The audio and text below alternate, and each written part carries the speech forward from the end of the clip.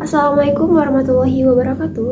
Perkenalkan, nama saya Nazusa Sabila dari kelas 12 IPA 3. Siapa sih yang gak kenal dengan Menteri Kelautan dan Perikanan pada Kabinet Kerja 2014 sampai 2019, Ibu Susi Pujiastuti, yang sangat ikonik dengan penenggelaman kapal asing yang terlibat pelanggaran, salah satunya illegal fishing di wilayah Indonesia. Kok bisa ya Ibu Susi berani untuk menenggelamkan kapal asing dengan cara menenggelamkannya atau meledakkan kapal asing tersebut? Sejak menjabat sebagai Menteri Kelautan dan Perikanan pada tahun 2014 sampai 2019, Ibu Susi telah menenggelamkan sebanyak 558 kapal. Kebijakan penenggelaman kapal ini kerap mendapat kritik, namun Bu Susi mengklaim kebijakan tersebut sesuai aturan. Karena kalau fishing atau illegal imported and unregulated fishing ini dibiarkan, akan mendapatkan kerugian, entah soal kedaulatan wilayah, ekonomi, sampai ancaman ekosistem laut. Ngomong-ngomong soal wilayah perairan, tahu nggak kalian sebelum UNCLOS atau United National Conference of the Law of the Sea pada tahun 1982 memutuskan bahwa wilayah teritorial perairan Indonesia 12 mil dari garis pantai itu sebelumnya 3 mil loh. Kenapa ya ada perubahan seperti itu? Disimak pembahasannya ya. Ini adalah wilayah laut Indonesia saat ini.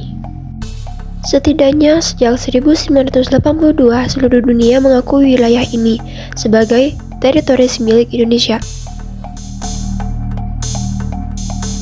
Apa yang terjadi sebelum tahun 1982?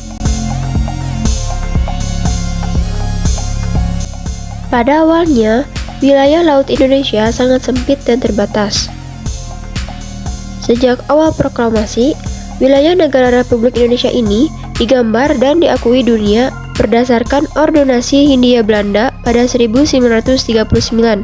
Dalam peraturan zaman Hindia Belanda tersebut, diatur bahwa setiap pulau di Nusantara itu ternyata dipisahkan oleh laut di sekelilingnya, dan setiap pulau hanya memiliki laut sejauh 3 mil dari garis pantai. Artinya, setiap kapal asing dapat dengan bebas berlayar di laut-laut yang memisahkan pulau-pulau di Nusantara. Saat itu, Laut Jawa, Selat Karimata, Laut Flores, Laut Arafuru, dan Laut Sulawesi adalah laut bebas atau perairan internasional. Sehingga setiap negara melakukan kegiatan apapun di laut-laut ini, baik yang menguntungkan maupun yang merugikan Indonesia. Sebab pada dasarnya, laut tersebut bukanlah milik Indonesia. Situasi ini membuat Indonesia terkurung oleh lautan, padahal negeri ini memiliki ribuan pulau yang tersebar di mana-mana. Hal ini membuat geram Perdana Menteri Indonesia kala itu, sehingga pada 1957, Juanda Kartawijaya mendeklarasikan bahwa kelautan yang terletak di antara pulau-pulau di Indonesia adalah milik Indonesia. Deklarasi ini kemudian dikenal dengan Deklarasi Juanda. Seluruh dunia tentu saja tidak senang mendengar keinginan Indonesia. Negara-negara maritim besar seperti Amerika Serikat, Inggris, Uni Soviet, juga oleh Belanda dan Australia dengan keras menolaknya. Namun, Indonesia bersikeras untuk menetapkan wilayah lautnya. Perjuangan pertama Indonesia untuk mendapatkan pengakuan internasional dengan mengikuti Konferensi Hukum Laut tahun 1958. 2 tahun kemudian, Indonesia kembali berjuang dalam Konferensi Hukum Laut. Di tempat yang sama, namun hasil tetap gagal.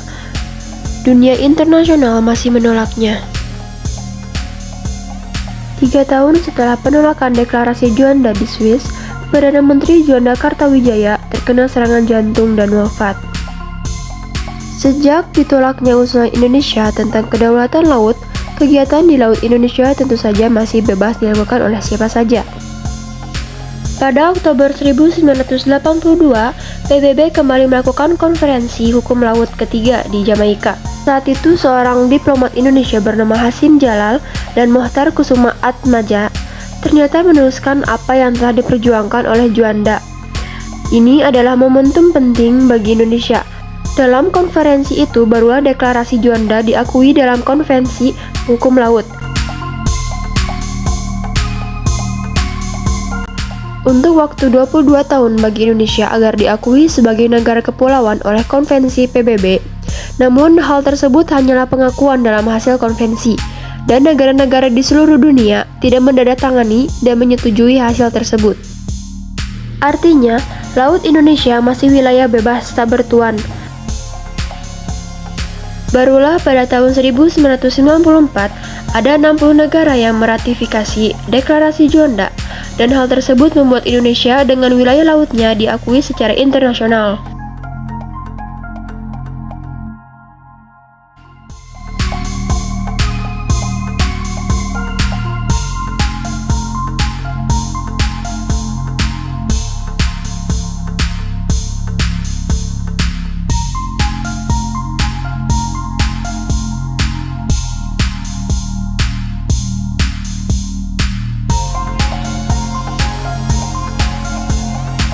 My conclusion is that from the year of 1960, the future is much brighter for us.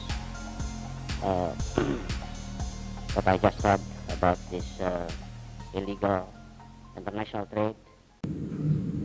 Sekian pembahasan saya pada kesempatan kali ini. Kurang lebihnya mohon dimaafkan. Terima kasih. Wassalamualaikum warahmatullahi wabarakatuh.